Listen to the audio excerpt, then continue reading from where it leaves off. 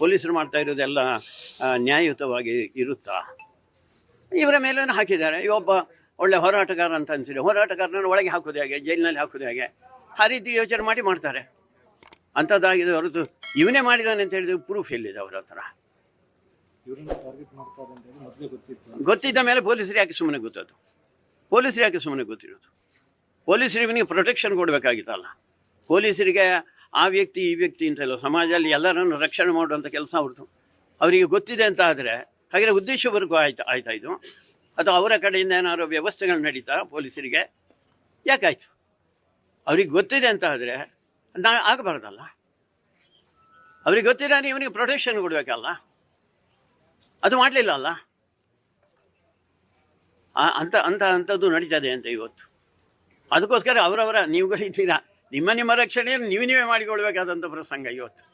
ಯಾರ ಮೇಲೆ ಏನಾಗ್ತಾರೆ ಗೊತ್ತಿಲ್ಲ. ಪಹಲ್ಗಾಮ್ ಆದ ಮೇಲೆ ಹುಡುಕಿ ಹೊಡಿತಾರೆ. ಅದಕ್ಕೋಸ್ಕರ ನಾವೇನೋ ಪ್ರೆಸ್ ರಿಪೋರ್ಟ್ಗಳಿದ್ದೇವೆ, ನಮಗೇನು ಮಾಡೋಲ್ಲ, ಅಥವಾ ನಾವು ಆರಾಮದಲ್ಲಿ ಡಾಕ್ಟರ್ ಆಗಿದ್ದೇವೆ, ಇಂಜಿನಿಯರ್ ಆಗಿದ್ದೇವೆ, ನಮಗೇನು ಮಾಡೋಲ್ಲ ಅಂತ ಹೇಳುವಂಥ ಪರಿಸ್ಥಿತಿ ಇಲ್ಲ ಇವತ್ತು ಅಂತ. ಯಾರ ಮೇಲೆ ಬೇಕಾದರೂ ಯಾವಾಗ ಬೇಕಾದ್ರೂ ಆಕ್ರಮಣ ನಡೀಬೋದು. ಸರ್ಕಾರನೂ ನಮಗೇನು ನಮ್ಮ ಪರವಾಗಿ ನಿಂತ್ಕೊಳ್ಳೋದಿಲ್ಲ. ಇದರ ಮೇಲೆ ಇನ್ನೇನೋ ಮಾಡುತ್ತೆ. ಇವರು ತಪ್ಪಿಸ್ಕೊಂಡು ಹೋಗ್ಲಿಕ್ಕೆ ಏನೇನು ವ್ಯವಸ್ಥೆಗಳು ಬೇಕಾದ್ರು ಮಾಡುತ್ತೆ. ಇನ್ಯಾರೋ ಪ್ರಾಕ್ಸಿಗಳನ್ನು ತಂದು ಪ್ರೊಡ್ಯೂಸ್ ಮಾಡ್ತಾರೆ, ಇದೆಲ್ಲ ಮಾಡ್ತಾರೆ, ನಮ್ಗೆ ಗೊತ್ತು. ಆ ರೀತಿ ಮಾಡ್ಬೋದು. ಆದರೆ ಇದು ನ್ಯಾಯಯುತವಾದ್ದಲ್ಲ, ಧರ್ಮಯುತವಾದ್ದಲ್ಲ. ನಾವು ಧರ್ಮಕ್ಕೋಸ್ಕರ, ಸಂಸ್ಕೃತಿಗೋಸ್ಕರ, ದೇಶಕ್ಕೋಸ್ಕರ ಹೋರಾಟ ಮಾಡೋರೇ ನಾವು. ಅದರಲ್ಲಿ ಎರಡು ಪ್ರಶ್ನೆ ಏನಿಲ್ಲ. ಅದರಿಂದ ಹಿಂತೆಗೆಯುವಂಥದ್ದು ಅಥವಾ ಓಡುವಂಥ ಪ್ರಶ್ನೆ ಖಂಡಿತ ಇಲ್ಲ. ಅಲ್ಲ, ಎಲ್ಲರೂ ಸಜ್ಜಾಗಿರಬೇಕು ಅಂತ. ಇದು ಕ್ಷಣ ಸಜ್ಜಾಗಿರಬೇಕಾದಂಥ ಕಾಲಘಟ್ಟ ಅಂತ. ಅದಕ್ಕೆ ನಾನು ಹೇಳಿದ್ದು, ನಾವೇನೋ ಪ್ರೆಸ್ ರಿಪೋರ್ಟರ್ ಉಳಿದವರು ನಾವು ಬದುಕ್ತೇವೆ ಅಂತ ಹೇಳುವಂಥ ಸ್ಥಿತಿ ಇಲ್ಲ ಇವತ್ತು ಅಂತ.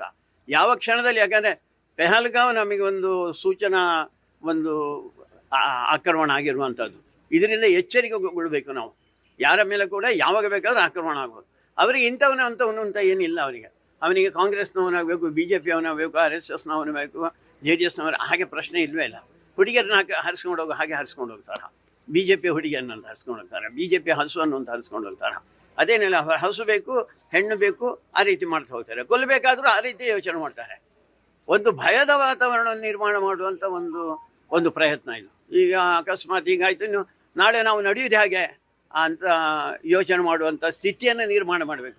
ಹಿಂದೂ ಸಮಾಜ ಇದಕ್ಕೆ ಹೆದರುವುದಿಲ್ಲ, ಬಗ್ಗುವುದೂ ಇಲ್ಲ, ಅದು ಓಡುವುದಿಲ್ಲ. ಇದರಲ್ಲಿ ಓಡುವಂಥ ಅದಕ್ಕೆ ನಾನು ಓಡುವುದು ಎಲ್ಲಿಗೆ? ನಾವು ಇಲ್ಲೇ ಬದುಕಬೇಕು, ಇಲ್ಲೇ ಗೌರವಯುತವಾಗಿ ಬದುಕಬೇಕು, ನ್ಯಾಯಯುತವಾಗಿ ಬದುಕಬೇಕು.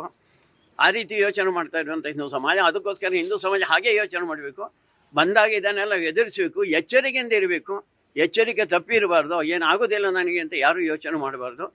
ಅದಕ್ಕೆ ಪೆಹಲ್ಗಾಮ್ ನಮಗೆ ದೃಷ್ಟಿ ಕೊಟ್ಟಿರುವಂಥದ್ದು ಅಂತ. ಯಾವ ಸಂದರ್ಭದಲ್ಲಿ ಏನು ಆಗ್ಬೋದು ಅಂಥ ಪರಿಸ್ಥಿತಿ ಹಿಂದೂ ಸಮಾಜಕ್ಕೆ ಇದೆ ಇವತ್ತು. ಹಿಂದೂ ಧರ್ಮಕ್ಕೋಸ್ಕರ, ದೇಶಕ್ಕೋಸ್ಕರ, ಸಮಾಜಕ್ಕೋಸ್ಕರ ಮತ್ತೊಂದು ಬಲಿದಾನ ಆಗಿದೆ. 1000 ವರ್ಷದ ಇತಿಹಾಸ ಇದು. ರಾಕ್ಷಸರು ಮತ್ತು ಸಜ್ಜನರ ಮಧ್ಯದಲ್ಲಿ ಹೋರಾಟ ನಡೀತಾನೆ ಇದೆ. ಅದರಲ್ಲಿ ಮತ್ತೆ ನಿನ್ನೆ ಒಂದು ಬಲಿದಾನ ಆಗಿದೆ. ತಾಯಿ ಭಾರತಿ ಬಂಜೆ ಅಲ್ಲ,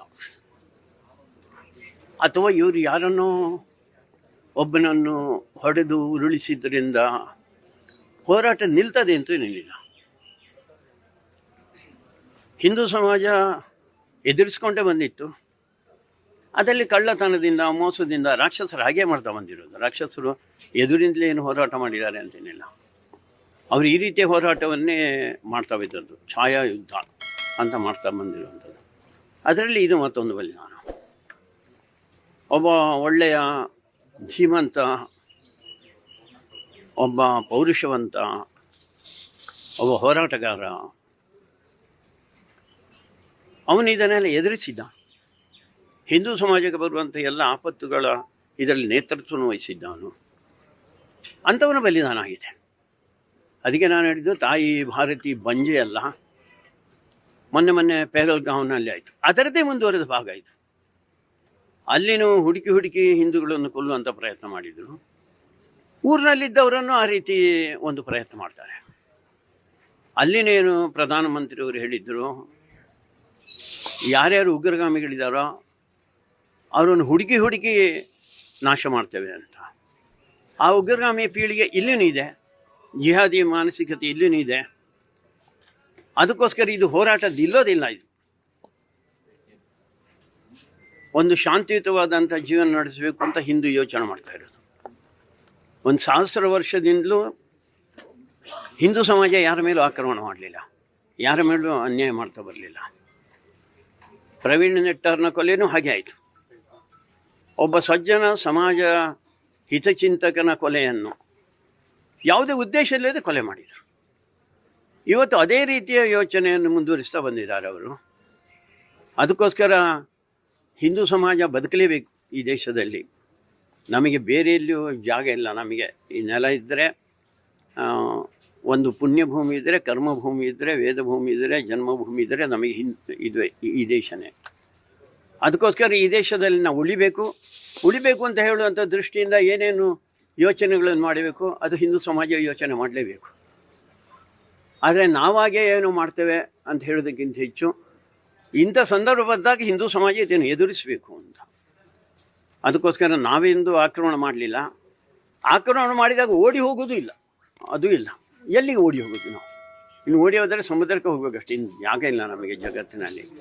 ಅದಕ್ಕೋಸ್ಕರ ಹಿಂದೂ ಸಮಾಜ ಇದನ್ನು ಎದುರಿಸುತ್ತೆ, ಈ ರೀತಿಯ ಆಕ್ರಮಣಗಳನ್ನು, ಈ ರೀತಿಯ ಅನ್ಯಾಯಗಳನ್ನು. ಅದಕ್ಕೋಸ್ಕರ ಎದುರಿಸಲೇಬೇಕು ನಾವು ಈ ಒಂದು ಹೋರಾಟವನ್ನು. ನೋಡೋಣ ಮುಂದಿನ ದಿನದಲ್ಲಿ ಏನಾಗುತ್ತೆ ಅಂತ ನೋಡೋಣ. ಅಲ್ರಿ, ಅದು ಯಾರು ಹೇಳಿರೋದು? ಯಾರೋ ಒಂದಷ್ಟು ಜನರನ್ನು ಪೊಲೀಸರು ಕೇಸಿನಲ್ಲಿ ಹಾಕಿದ್ದಾರೆ, ಹೌದಲ್ಲ ಅಂತ ಯಾರು ಹೇಳಿದ್ರು? ಕೋರ್ಟಿನೇನು ಹೇಳಲಿಲ್ಲ. ಇವರು ಅಂದಾಜಿನ ಮೇಲೆ ಮಾಡ್ತಾರೆ. ಪೊಲೀಸರು ಮಾಡಿದೆಲ್ಲ ಸತ್ಯನಾ? ಪೊಲೀಸರು ಮಾಡ್ತಾ ಇರೋದೆಲ್ಲ ನ್ಯಾಯಯುತವಾಗಿ ಇರುತ್ತಾ? ಇವರ ಮೇಲೂ ಹಾಕಿದ್ದಾರೆ. ಇವೊಬ್ಬ ಒಳ್ಳೆ ಹೋರಾಟಗಾರ ಅಂತ ಅನಿಸಿದೆ. ಹೋರಾಟಗಾರನ ಒಳಗೆ ಹಾಕೋದು ಹೇಗೆ, ಜೈಲಿನಲ್ಲಿ ಹಾಕೋದು ಹೇಗೆ? ಆ ರೀತಿ ಯೋಚನೆ ಮಾಡಿ ಮಾಡ್ತಾರೆ. ಅಂಥದ್ದಾಗಿದೆ ಹೊರತು ಇವನೇ ಮಾಡಿದ್ದಾನೆ ಅಂತ ಹೇಳಿದ್ರೆ ಪ್ರೂಫ್ ಎಲ್ಲಿದೆ ಅವ್ರ ಹತ್ರ? ಗೊತ್ತಿದ್ದ ಮೇಲೆ ಪೊಲೀಸರು ಯಾಕೆ ಸುಮ್ಮನೆ ಗೊತ್ತದು? ಪೊಲೀಸರು ಯಾಕೆ ಸುಮ್ಮನೆ ಗೊತ್ತಿರೋದು? ಪೊಲೀಸರು ಇವನಿಗೆ ಪ್ರೊಟೆಕ್ಷನ್ ಕೊಡಬೇಕಾಗಿತ್ತಲ್ಲ. ಪೊಲೀಸರಿಗೆ ಆ ವ್ಯಕ್ತಿ ಈ ವ್ಯಕ್ತಿ ಅಂತಲ್ಲ, ಸಮಾಜದಲ್ಲಿ ಎಲ್ಲರನ್ನು ರಕ್ಷಣೆ ಮಾಡುವಂಥ ಕೆಲಸ ಅವ್ರದ್ದು. ಅವರಿಗೆ ಗೊತ್ತಿದೆ ಅಂತ ಆದರೆ ಹಾಗೆ ಉದ್ದೇಶವರೆಗೂ ಆಯ್ತಾ ಇದು? ಅಥವಾ ಅವರ ಕಡೆಯಿಂದ ಏನಾದ್ರು ವ್ಯವಸ್ಥೆಗಳು ನಡೀತಾ ಪೊಲೀಸರಿಗೆ?